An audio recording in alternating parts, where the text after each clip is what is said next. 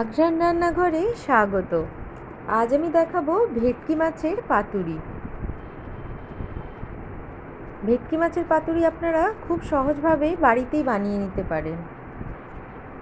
এটা বানানোর জন্য আমাদের ভেটকি মাছের ফিলে, সর্ষে পোস্ত বাটা, কাঁচা লঙ্কা বাটা, নুন, মিষ্টি, সর্ষের তেল আর নারকেল কোড়া লাগবে। এটার জন্য সবচেয়ে প্রথমে নারকেল কুড়ে নেব, দিয়ে কলা পাতাগুলোকে সেঁকে নিয়ে এবারে একটা মশলা তৈরি করব, যে আমাদের সর্ষে পোস্ত বাটা, নারকেল কোড়া,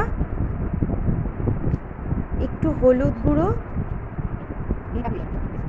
স্বাদ অনুসারে নুন আর অল্প একটু টেস্টটাকে ব্যালেন্স করার জন্যে মিষ্টি দেব, আর সর্ষের তেল দিয়ে খুব ভালোভাবে মশলাটা মাখিয়ে নিতে হবে।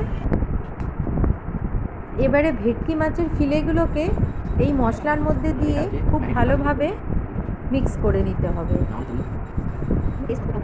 খুব ভালোভাবে মাখাতে হবে যাতে মশলাগুলো ওই ভেটকি মাছের মধ্যেই ঢুকে যায়। এভাবে মাখিয়ে নিয়ে 1 ঘন্টার মতন ম্যারিনেট করে রেখে দিতে হবে। এবারে কলা পাতাগুলো নিয়ে তাতে একে একে মাছগুলো দিয়ে এবারে একটা একটা মাছ নিয়ে আর একটু একটু মশলা দিয়ে সেই কলা পাতাগুলোতে একটা করে কাঁচা লঙ্কা দিয়ে ঠিক পার্সেলের মতন র্যাপ করে নিতে হবে, যাতে মশলাগুলো বা মাছ কোনোটাই না কলা পাতা থেকে বেরিয়ে যায়। এভাবেই আমরা ভালোভাবে র্যাপ করে নেব।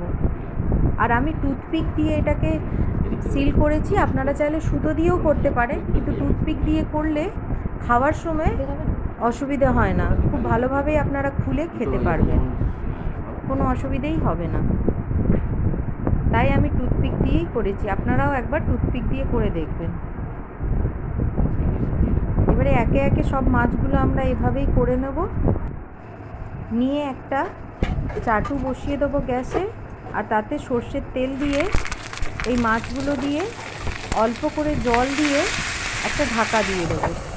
দিয়ে 10 থেকে 15 মিনিট দিকেই ভালোভাবে কুক করে নিলেই আমাদের ভেটকি মাছের পাতুরি একদম রেডি।